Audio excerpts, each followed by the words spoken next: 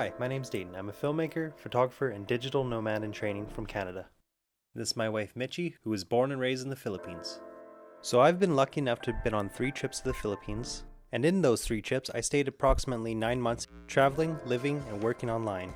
So the Philippines is not your typical backpacker destination, but I can easily say after my time here, this is an extremely beautiful country with over 7,100 islands.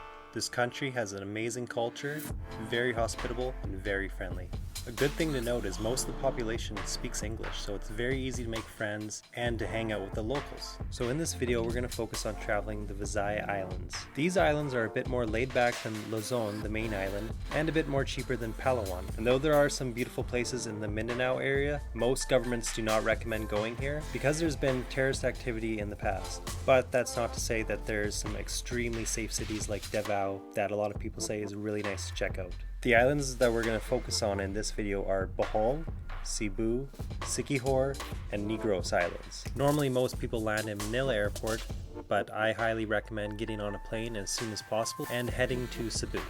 So my best tip for landing in Cebu Airport is once you go outside, you'll see people who are trying to offer you taxis to go to your hotel. They will try to sell you rides for about 500 pesos, which is about 2 to 3 times overpriced.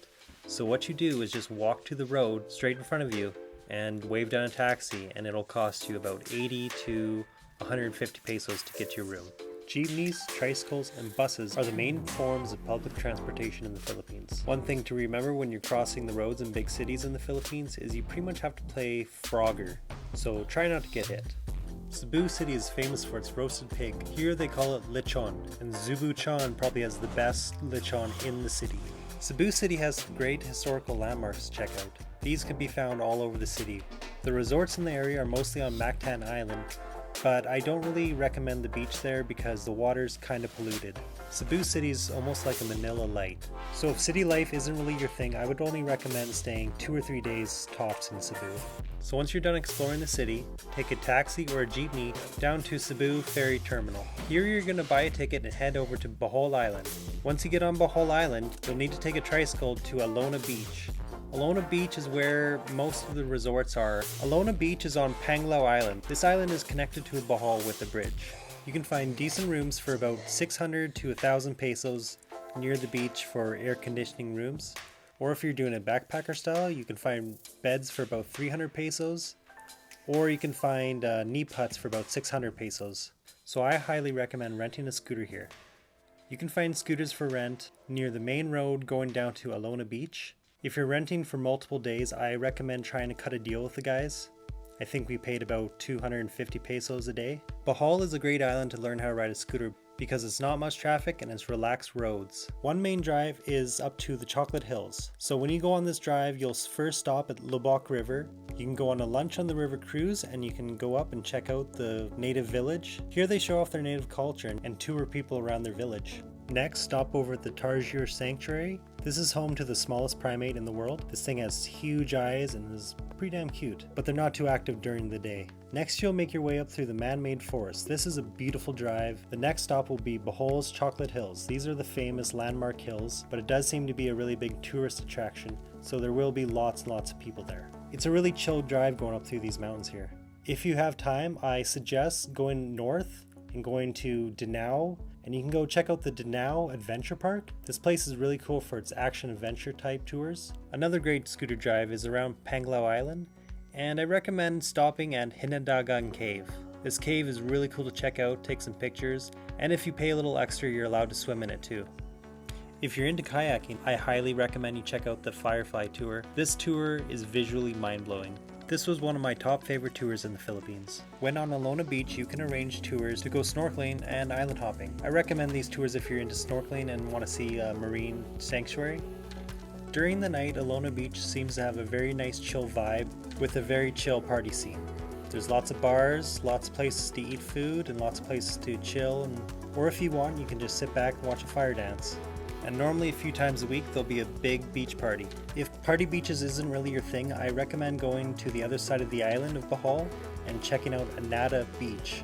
This is a really great secluded beach for families or people not in the party scene. After 3 to 5 days on Bohol Island, get back on the ferry and head back to Cebu Island. Once back on Cebu Island, you can take either a bus or you can rent a scooter. Then head down south to the quiet resort town of Moalboal. Moalboal has some great diving and some great snorkeling, and it also has some really secluded beaches nearby. This is a great little town to explore and relax in. Here you can find backpacker resorts and regular resorts. You're not going to find too many tourists here, so this is a really great place for a relaxed weekend getaway.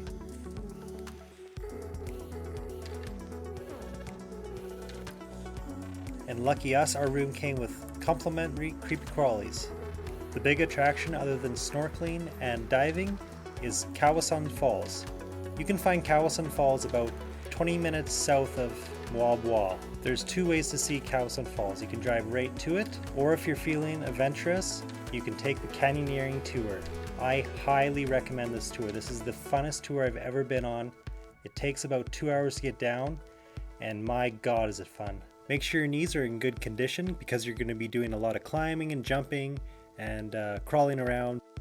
So if you're like me and have bad knees, that's something you got to watch out for. So take it slow and watch your step because this tour is a blast, so you don't want to miss out. Also in Badian is Lambug Beach. This is a great secluded beach, and to get to it you need to go through some really beautiful mountain roads. After a 2 to 4 day stay in Moalboal, I recommend heading over to Oslob. You can either take a bus, and if you rented a bike, it is a really beautiful drive to go all the way down to the tip of Cebu and up to Oslob. Oslob is another really quiet resort town. You'll see more backpackers here than the regular resort goers. Some cool things to do around Oslob are go check out Tumalog Falls. These waterfalls are a bit of a hike to get to, but it is really beautiful and I highly recommend going to check it out. Oslob is famous for its whale sharks. This is an experience you can only have in a few places in the world. To swim with these gentle giants, it costs 500 pesos if you're a local, or 1,000 pesos if you're from out of the country. If you do choose to go swim with the whale sharks, make sure it's day, not after a big storm or typhoon, because when we went, the water was really murky and hard to see. But it was a great experience anyways.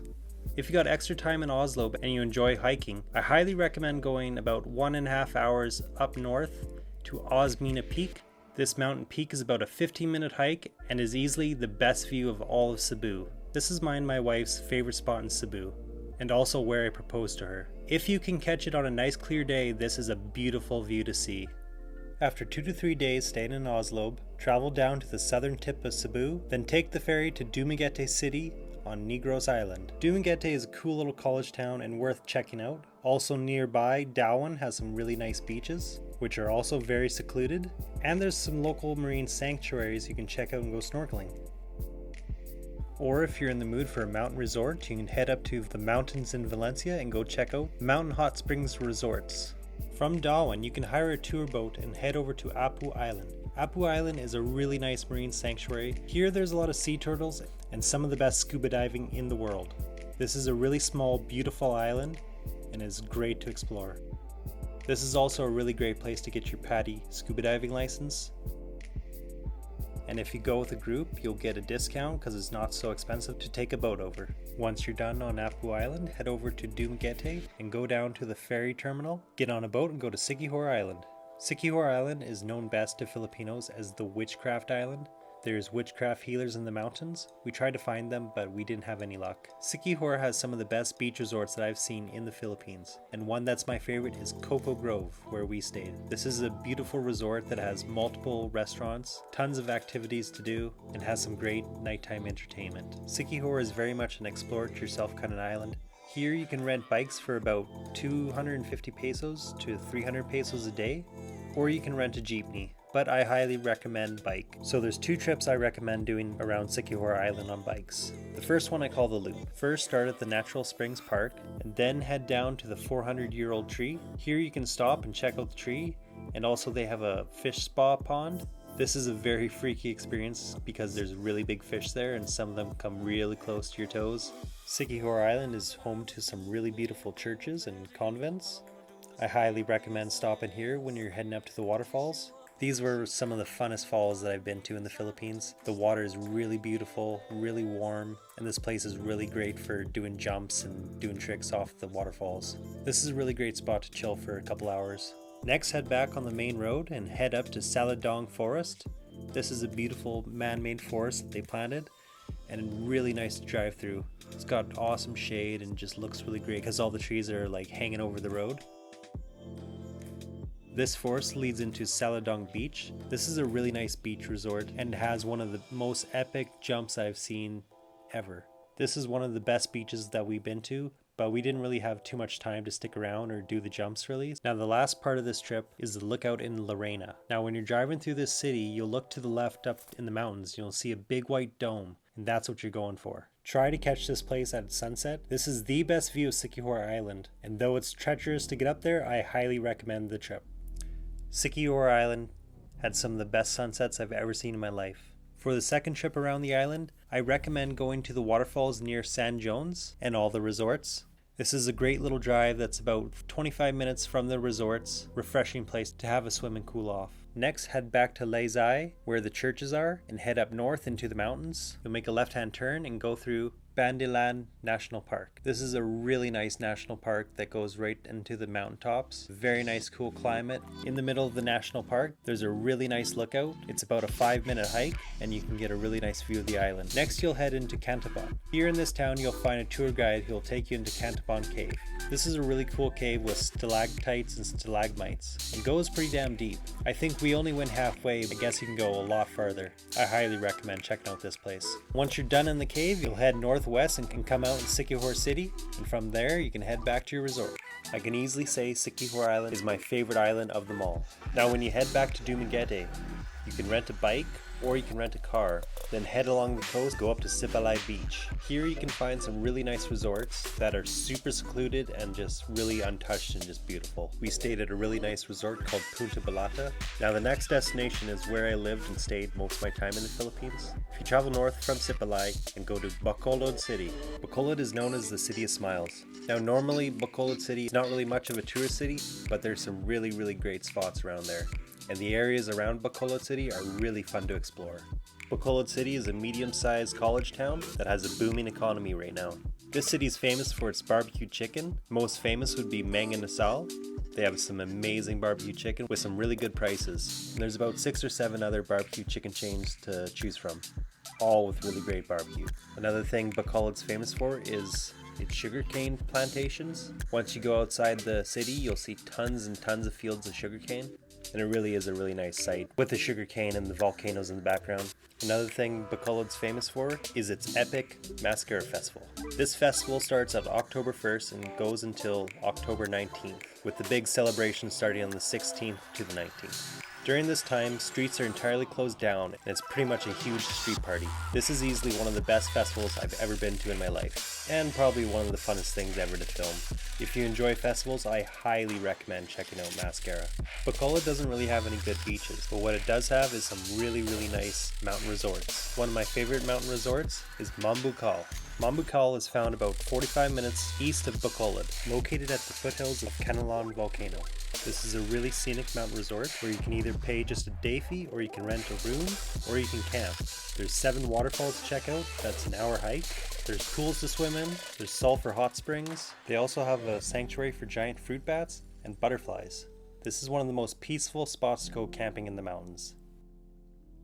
Bacolod also has some really great camping spots and also some really great hiking spots around. If you plan on doing these, I highly recommend getting a guide because some of the mountain trails are very treacherous. Always bring lots of water too when you're going on these hikes. And if you're into longboarding, Bacolod has a really great longboarding community. These guys are super friendly and they can show you some of the great spots around. Some other really great spots near Bacolod are the Secret Sulfuric Hot Springs. These are located south of Moalboal. This place is really great for a day trip and the water is amazing. Also make sure you check out Cebu City and the beautiful Spanish architecture of the ruins. The Pope Tower in Bacolod has an epic view of the sunset. Make sure you check out the House Made of Stone. Try some of Bacolod's foodie restaurants. Some things to remember is there are no scooters to rent in Bacolod. You have to rent a car. And since a lot of the things to see are kind of far away from Bacolod, you're going to need a rented car or have a bike rented from another city. Some really great day trips would be to check out Canelon City. Here you can see the hanging bridge that's nearby, and you can go check out the century tree. This tree is crazy huge and fun to climb. Another really great day trip from Bacolod City in January is Dinagsag Festival held in Cadiz City. just north about an hour drive of Bacolod. This is a crazy fun festival, lots of drinking, lots of street parties, and be prepared to get covered in paint. This is a really fun festival, so I'd recommend trying to go see it. So when you're going to head home, you can take a flight from Bacolod to Manila, and from Manila you can catch a flight home. So let's talk about tips and all around information. The Philippines is a very safe country, but most crime is pickpocketing, so you will want to watch your belongings really closely. When you're going through crowded areas and you have a backpack, try to wear your backpack on the front and don't keep valuables in your pockets. I highly recommend a body wallet. Another really good piece of information is the Philippines pretty much runs on cash. So you're going to be needing to get cash when you're in the big cities, because once you get to the little towns, there might not be cash machines, or they may be out of stock of money. So that's something you're going to have to be aware of and watch out for. If you're going to be renting bikes, make sure you're always wearing your helmet. And if you're new to riding bikes, you should try to learn on a quiet road with not much traffic around. Bohol and Siquijor are the best places to learn how to ride. When you get to the Philippines, you'll get a 30-day visa. After your 30 days is up, you'll have to pay a fee to get your visa renewed. And if you're late, you'll get some late fees. You can do this in the big cities near you. When you're packing for the Philippines, try to pack light. It may become a big hassle if you bring lots and lots of bags. Best way I find to do it is bring one big backpack or one big backpack and one day bag that you can wear in your front. Don't be afraid to try the local food. I've never gotten sick off local food, and I recommend everyone try balut at least once. Balut is a hard-boiled 16 to 21 day duck embryo. Though it sounds really bad, it's definitely a must try, and it doesn't really taste that bad at all. It actually tastes kind of good.